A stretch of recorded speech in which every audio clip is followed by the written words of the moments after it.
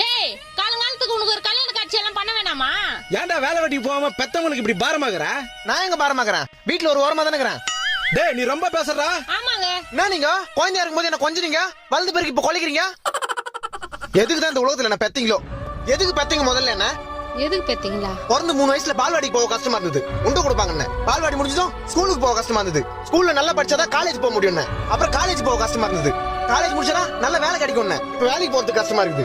அதுக்கப்புறம் நான் சொல்லுவேன், வேலைக்கு போனாதான் கை நிறைய சம்பாதிக்க முடியும், அது கஷ்டப்படணும். அப்புறம் கல்யாணம் பண்ணணும், கல்யாணம் பண்ணி குழந்தை பெத்துக்கிறதுக்கு கஷ்டம் இல்லையா கூட குழந்தைய வளர்க்கறதுக்கு கஷ்டப்படணும்.